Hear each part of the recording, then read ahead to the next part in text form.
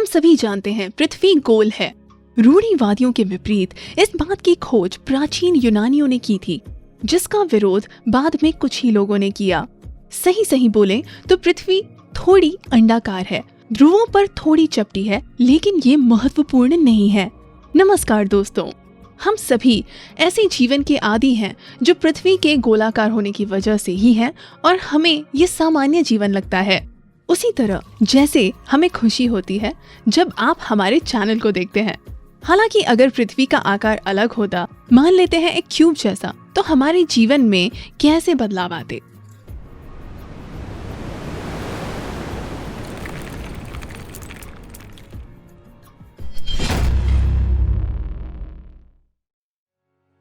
पृथ्वी गोल क्यों है?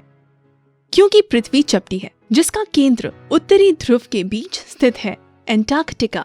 हमारी पृथ्वी के चारों ओर एक बर्फ की दीवार है। सूर्य 6000 किलोमीटर की ऊंचाई पर लटका हुआ है और अंतरिक्ष से खींची गई सभी तस्वीरें नकली हैं, क्योंकि हमारे शासक रेप्टाइल्स हैं। ओह सो सॉरी, ये हमारी पटकथा नहीं है। वास्तव में पृथ्वी सभी अन्य ग्रहों की तरह गोलाकार आकृति की है, जो भौतिकी के नियमों का परिणाम है। हमारे महाद्वीपों के पहाड़ अविनाशी लग सकते हैं, लेकिन वास्तव में ऐसा नहीं है। वो बेचारे तो अपने ही वजन के नीचे दबे रहते हैं। कुछ उल्कापिंड जब ग्रह में परिवर्तित हो रहे होते हैं और उनके द्रव्यमान में वृद्धि हो रही होती है, तब उस दौरान उनकी सतह की बाहरी विकृतियां खत्म होती रहती हैं, तब तक जब तक कि ग्रह एक हाइड्रोस्टैटिक संतुलन के तथाकथित रूप में परिवर्तित नहीं हो जाता, अर्थात गोलाकार। और उस ग्रह का द्रव्यमान और आकार बहुत तथ्यों पर निर्भर करता है, जैसे कि वो पदार्थ जिनसे ग्रह बना है। वैसे आपको ये ध्यान दिलाते हैं कि ड्वार्फ प्लैनेट सेरेस, जिसे पहले सबसे बड़ा उल्कापिंड माना जाता था, अब बढ़कर एक गेंद का आकार ले चुका है, जिसका रेडियस 950 किलोमीटर है और द्रव्यमान पृथ्वी पर लगभग 1% हो चुका है। वहीं दूसरी तरफ एस्टेरॉयड बेल्ट में घूमता हुआ एस्टेरॉयड वेस्टा लगभग 1.5 गुना छोटा, आकार में एक बड़ी रग्बी गेंद जैसा दिखता है। और इससे भी छोटे एस्टेरॉयड और उल्कापिंड बहुत ही अनियमित आकार के हैं। तो क्यूब के आकार का ग्रह या तो बहुत छोटा होगा या उस पर बहुत कुछ शक्तिशाली जादू टोना चल रहा होगा।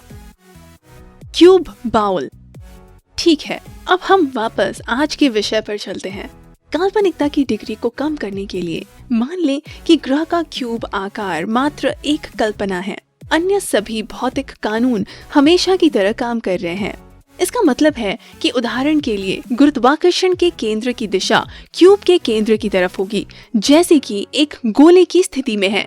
और इसका मतलब ये भी है कि क्यूब के किनारों के पास पहुंचने पर एक व्यक्ति को ऐसा लगेगा कि वो ढलान पर खड़ा है, अर्थात पृथ्वी की हर एक साइड एक प्रकार के कटोरे जैसे महसूस होगी। वायुमंडल और जल दोनों ही सबसे निचले स्थल की तरफ बह जाएंगे, अर्थात अपनी साइड के केंद्र की तरफ। इस प्रकार हर साइड के बीच में लगभग 2000 किलोमीटर की व्यास वाला एक गोल सागर बन जाएगा, जिसके ऊपर वातावरण का वैसा ही एक गुंबद बन जाएगा। वैसे क्यूब के इन क्षेत्रों में मौजूद जीवन में हमारे जीवन के मुकाबले कोई अंतर नहीं पड़ेगा, बजाय इसके कि क्षितिज थोड़ा दूर स्थित होगा। मानव के वेस्टिब्युलर सिस्टम की विशेषताएं ऐसी हैं कि हर बार जब हम गुरुत्वाकर्षण शक्ति के विपरीत चलते हैं, तो ऐसे लगता है कि हम ऊंचाई पर चढ़ रहे हैं, अर्थात हम जितना क्यूब की साइड के केंद्र से दूर जाएंगे, हमें उतना ही ज्यादा महसूस होगा कि हम चढ़ाई पर चढ़ रहे हैं। कम से कम हमारा दिमाग ऐसा महसूस करेगा। लेकिन उसी समय केंद्र से दूर जाते जाते वातावरण की डेंसिटी कम होती जाएगी और किनारे आसमान की ओर जाते लगेंगे। यदि पृथ्वी की धुरी क्यूब की विपरीत साइड्स में से होकर गुजरेगी, तो उन दोनों साइड्स पर महासागरों के बजाय बर्फ की चट्टानें बन जाएंगी। और यदि पृथ्वी के रिवोल्यूशन की धुरी सूर्य की परिक्रमा की धुरी के साथ मेल नहीं खाती है, तो इन साइड्स पर दिन और रात ध्रुवीय होंगे और बाकी हिस्से पर वैसे ही जिन मौसमों के हम आदी हैं। जलवायु की विभिन्नता।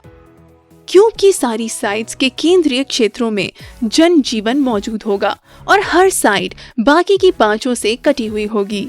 मानव सभ्यता क्यूब की साइड को पार करने में तब तक सक्षम नहीं होगी जब तक स्पेस सूट बनाकर हवा को स्टोर करने योग्य नहीं हो जाता, क्योंकि वहाँ कोई वातावरण नहीं होगा। इसलिए अधिक संभावना इस बात की है कि हर एक साइट पर जीवन का विकास अलग अलग और पूर्णतः स्वतंत्र होगा। किसी साइट पर ऑक्सीजन नाइट्रोजन का वातावरण बन सकता है, जैसे हमारे पास अभी है। किसी अन्य साइट पर ऑक्सीजन बिल्कुल नहीं होगी और वातावरण में मीथेन, नाइट्रोजन, कार्बन डाइऑक्साइड ही होगी, जैसे कि आर्कियन इयॉन में हुआ करता था। इस ब्रह्मांड में हर अच्छी चीज एक कीमत पर मिलती है। क्यूबिक पृथ्वी के मामले में 6 अलग अलग क्षेत्रों में जीवन की अविश्वसनीय विविधता का नुकसान ये होगा कि मौसम बड़े भयंकर होंगे। हालांकि कोई बवंडर और चक्रवात तो नहीं होंगे, लेकिन वहाँ तापमान बड़ी तेजी से बदलेगा। वायु और जल भारी मात्रा में गर्मी प्रवाहित करते हैं। क्यूब पर तो और भी अधिक ज्यादा प्रवाहित करेंगे। जो क्षेत्र भूमध्य रेखा से जितना दूर होगा उतना ही ज्यादा ठंडा होगा। इसका मतलब है कि छोटे छोटे क्षेत्रों की परिस्थितियों में हवा में कोई भी बदलाव भाग्य पर निर्भर करेगा, या तो गर्मी के मौसम में बर्फबारी या फरवरी में जुलाई की भीष्म गर्मी। इसका मतलब ये कि जब हम लोग गोलाकार पृथ्वी पर भी मौसम की भविष्यवाणी सही नहीं कर सकते, तो क्यूब पर मौसम विभाग के कर्मचारियों के लिए कोई काम ही नहीं रहेगा और आखिर वो समाज में दूसरा काम कर सकेंगे। ध्रुवीय साइड्स पूरी तरह से जमे हुए होने की संभावनाएं हैं। पूरा महासागर बर्फ में बदल जाएगा, क्योंकि बर्फ की अल्बेडो बहुत ज्यादा होती है। ध्रुवीय साइड्स ज्यादा गर्म नहीं हो पाएंगी और उन पर बर्फ की सतह बढ़ती जाएगी जब तक पूरी साइड्स को ना ढक दे। लेकिन ऐसी सूरत में भी क्यूब पूरी तरह से स्नोबॉल में नहीं बदलेगा, जैसा कि हमारी पृथ्वी के इतिहास में हुआ था। ये याद दिला दें कि क्यूब की साइड्स के वायुमंडल के बीच कोई संबंध नहीं होगा। आश्चर्यों का ग्रह। क्यूबिक पृथ्वी पर सूर्योदय और सूर्यास्त एक बहुत ही खूबसूरत दृश्य होंगे। शुरुआत में किरणें केवल वायुमंडलीय गुंबदों के शीर्ष को रोशन करेंगी और फिर धीरे धीरे समुद्र के स्तर तक उतरा करेंगी। सूर्य की रोशनी की विपरीत दिशा में क्षितिज तक महासागर का प्रतिबिंब दिखा करेगा। आकाश कैसा दिखेगा ये उस बात पर निर्भर करेगा कि आप कहाँ खड़े हैं। हर साइड के केंद्र में दिन और रात उसी तरह बदलेंगे जैसे अभी हमारी उबाऊ गोलाकार पृथ्वी पर बदलते हैं। लेकिन केंद्र से दूर और किनारों के करीब वायुमंडल पतला होता जाएगा और वायुमंडलीय बुलबुलों के किनारे पर हम सितारों और सूर्य को एक साथ देख पाएंगे, जिस तरह चंद्रमा की सतह से दिखते हैं। और पीछे की तरफ वायुमंडलीय गुंबद बहुत खूबसूरती से चमक रहा होगा। सबसे खूबसूरत नजारा उस व्यक्ति को देखना नसीब होगा जो क्यूब के किसी भी एक कोने पर चढ़ जाएगा। उसे एक ही समय में नीचे 3 तरफ अलग अलग वायुमंडलों के बुलबुले देखने को मिलेंगे। ऐसे ग्रह पर स्पेस रिसर्च हर उस व्यक्ति के लिए बहुत सरल और सुलभ हो जाएगी जो आवश्यक उपकरण किराए पर ले सकता है। ये उद्योग पर्वतारोहण की भांति हो जाएगा।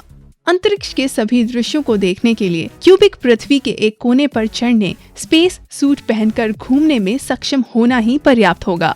अंतरिक्ष में भारहीनता या दिशा भ्रम जैसी कोई समस्या नहीं होगी। अंतरिक्ष की उपलब्धता से जीवन के अन्य क्षेत्रों में बहुत उन्नति होगी। रॉकेट्स को पृथ्वी के गुरुत्वाकर्षण शक्ति से बाहर जाने के लिए वायुमंडलीय खिंचाव से नहीं जूझना पड़ेगा। उन्हें सिर्फ अपनी साइट के क्षितिज तक ले जाकर किनारे से छोड़ना ही पर्याप्त होगा। स्पेस ऑब्जर्वेटरी का निर्माण करना आसान होगा, क्योंकि आवश्यक सामग्री को जमीन के ही दूसरे छोर पर पहुंचाना आसान होगा अंतरिक्ष में भेजने के मुकाबले। संचार उपग्रहों के मुकाबले पृथ्वी के किनारों और चोटियों पर रेडियो टावर को खड़ा करना आसान होगा, जो विशाल क्षेत्रों को कवर करेंगे।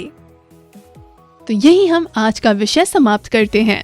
कुछ इस तरह का जीवन होगा क्यूब के आकार की पृथ्वी पर। हमारे साथ इस बारे में कल्पना करने के लिए धन्यवाद। सच्चाई तो ये है कि इस तरह की कल्पना करना भी मुश्किल है। ब्रह्मांड में ऐसा कोई ग्रह बन ही नहीं सकता, बशर्ते इसे कृत्रिम रूप से बनाया जाए। लेकिन हमें उम्मीद है कि आपको ये छोटी सी कल्पना पसंद आई होगी। हमारा अगला एपिसोड देखना मत भूलिएगा। अगली बार तक के लिए एक बार फिर अनुमति दें।